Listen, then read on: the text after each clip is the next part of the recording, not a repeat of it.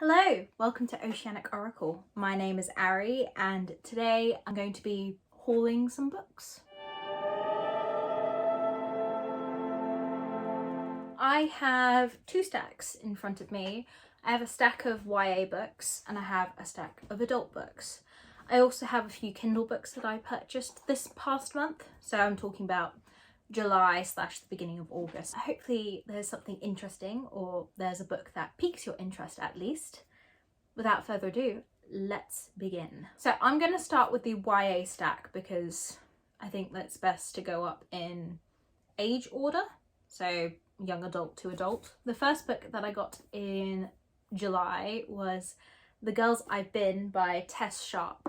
I mentioned this in my August to be read video, not that it's really very strict. This girl is an ex-con artist and she's been many people in the past. One day she turns up at the bank with her girlfriend and she bumps into her ex-boyfriend, so that's a bit awkward. But then suddenly the bank is being robbed. She has to use her skills that she has as this ex-con artist to get out of the situation and save all these people. In this book, the main character is bi, in case you didn't notice by the boyfriend and girlfriend. But yes, the main character is bi. And yeah, so got some LGBTQ plus representation in that. I'm looking forward to picking it up. Hopefully I'll pick it up sometime this month. The next book that I picked up in July was K-pop Confidential by Stephen Lee. This is a book about this main character. Her name is Candice. She's an American Korean and she gets selected to go and enter this K-pop competition. This book is interesting, talking about K-pop and the background that the singers have to go through to become part of these K-pop groups. So I'm looking forward to reading it. I think this is a book more so about friendship than it is about romance. I don't think there's much romance in here. Yes, it says no dating on the back, which is quite funny. It's all about Candice's decision to as to whether or not she wants to pursue this career and be a K-pop star, or if she just wants to go home and see her family. I think, I'm not 100% sure, but I'm looking forward to picking that up. And plus, the cover is just so beautiful and I was just drawn to it. So that's the way things go with my brain. So yeah, looking forward to picking that up. The next book that I picked up in July was Super Fake Love Song. Again, another music book. This is about a guy called Sunny and he bumps into this girl who he thinks is super cool and starts to crush on. She thinks that he's in a band, so he forms a fake band and writes fake songs to impress her. Sounds like fun to me, and everyone thinks he's cool now when he was a geek, I believe. I'm looking forward to picking it up. I think it'll be a fun YA romance or contemporary romance. I'm interested to see what David Yoon does with his characters. I think I'll like it, but I have to wait and see. The next book that I picked up was Radio Silence by Alice Oseman. I've read all of Alice Oseman's graphic novels, so the Heartstopper volumes. I'm up to date with those. I've read Loveless and I Was Born for This. So this is the next one that I added to my collection. I'm hoping to get Solitaire as well, but I think I need to read this first before I pick that up because that's the way I justify me buying more books.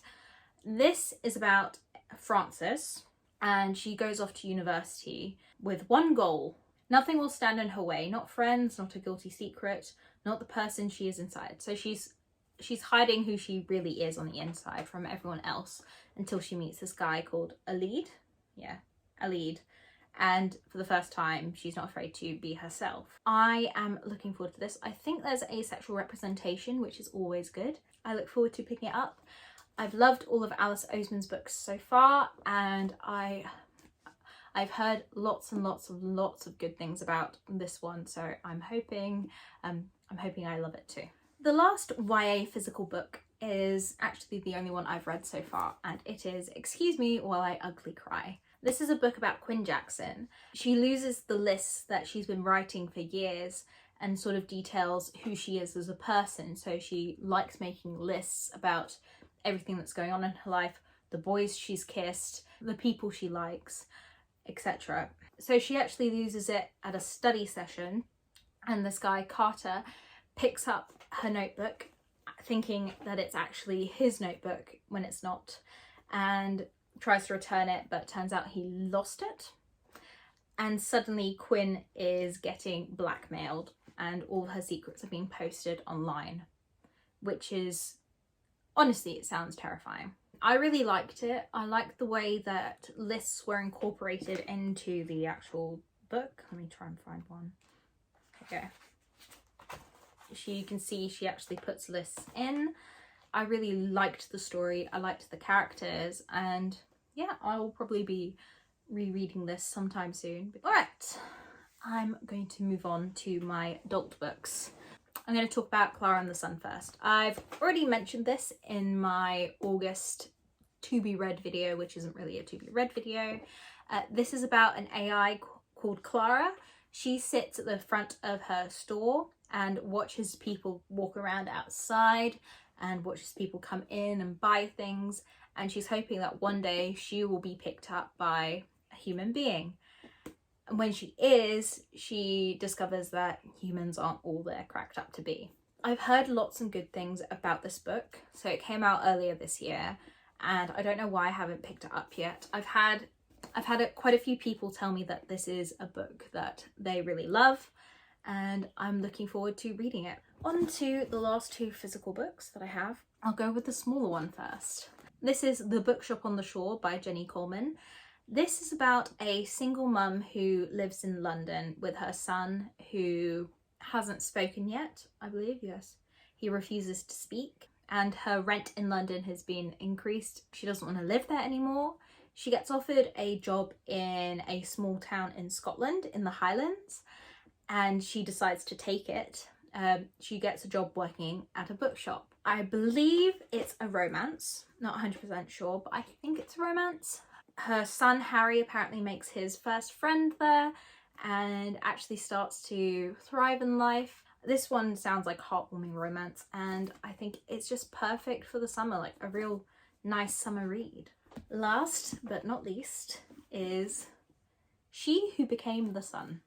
This is one of my most anticipated books of the year.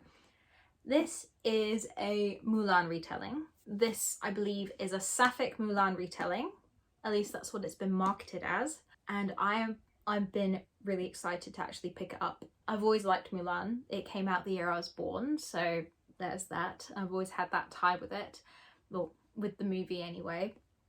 Granted, the movie's not really historically accurate, whereas this, I believe, actually is sort of historically accurate to the time frame. This is about two children, a boy and a girl, and a seer predicts their fortunes. She predicts that the boy will have great success in his life, and she predicts that the girl will amount to nothing. Her parents basically want her to die off before the guy. They question what sort of success he could have because their village is very low and they don't have many opportunities for success in their society. Like one day bandits attack the village and end up orphaning the two children, and the girl's brother actually ends up dying. She actually steals her brother's identity. She disguises herself as a male novice at the monastery, and she grows up there for a bit. One day the monastery gets destroyed and she realizes that the only thing she can do is to take her brother's destiny and become as great as he was supposed to be. It's the story about the first emperor of the Ming dynasty. One of my favourite authors blurbed this, Samantha Shannon. You can actually see her blurb on the front.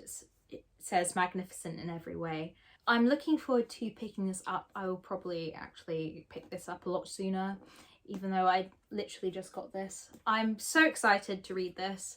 I've been told that it's a Song of Achilles for the Mulan retelling, which makes me have high expectations for it because The Song of Achilles is one of my favourite books of all time. So I hope that this lives up to it. You'll probably hear about it in a recent reads video that I will be doing. I don't know how soon, but we will see. Lastly, I thought I would do a a Kindle haul because I have hauled a few books on Kindle. I have an audiobook as well that I recently hauled, so I will be sticking the images up over here. Now I'll start with the audiobook, and that is Norse Mythology by Neil Gaiman. Think of it as a collection of Norse myths. It's Neil Gaiman's retelling of Norse mythology, in the sense that he takes stories from books that he read as a child and puts them into one book for everyone to read or listen to. The book is actually narrated by Neil Gaiman himself, which is great. I really enjoyed it. I really liked his narration, and I'd recommend it to people who are looking for an introduction into Norse mythology that's not just from the Marvel Cinematic Universe. The Marvel Cinematic Universe would be the biggest thing where you've probably heard about Norse mythology before. It's actually really interesting. You hear about the different sides of the gods, and you hear about Ragnarok itself. It's basically a chronological order of how the Norse mythology or the Norse mythos was told to people. And it's absolutely fascinating. I highly recommend it. I gave it 4 stars. I really enjoyed it, and there you go. Now that that audiobook is out of the way, I'll go with my other purchases that I have on my Kindle. I got 2 books by Talia Hibbert as well this month. The first one being The Princess Trap. Now, this was great. I love this book. It's about a Danish prince, obviously doesn't exist. The Danish prince meets our female lead, Cherry, where she works. She works at this prestigious school in the UK, and he's actually looking to fund scholarships for programs like this. They just meet and they have, the sexual tension is off the charts, I'll say, from their meeting. He really likes her and she likes him, but then suddenly you have a photographer comes in and captures them in a really private moment that really shouldn't have been captured, and the prince basically ends up trapping Cherry in this ruse for a year where they have to pretend to be dating / getting married. I loved it. I really enjoy Talia Hibbert's writing. Like, you can see my Talia Hibbert collection there, my 3 physical books. I really like Talia Hibbert's writing. I really enjoy her works. It's no surprise that as soon as I finished The Princess Trap, I went out and got A Girl Like Her. This book has autistic representation, so if you're looking for that in romance, this book has it. Basically, the main female lead in this book, Ruth, has been shunned by the whole town because no one really understands her and everyone thinks there's something wrong with her. So they don't really get it. And she hasn't left her house for anything except for like shopping for food for years, and she just works in her house. One day she gets a new neighbour who has just retired from the military. He's just come into town and he doesn't really know everyone. He tries to be a nice neighbour. He goes over and they start talking, and he actually starts helping her, bringing her food because she doesn't really cook very much, and he thinks that she definitely needs a home-cooked meal instead of just microwave packets of rice. God, anything but microwave packets of rice. And they start to really like each other. I enjoyed it. I didn't like it as much as I liked The Princess Trap or the Brown Sisters trilogy, but I think it was a good book and I can't wait to read more of her works. Probably get them on Kindle because it's easier for me than to get them in the shop. I picked up Mariana Zapata's new book, All Roads Lead Here. I'm looking forward to picking it up and reading it. I'll probably read it sometime this month because, knowing me, I will be in the mood for romance at some point. Yeah, I'm not 100% sure if this is a sports romance, because Mariana Zapata writes really good sports romance books.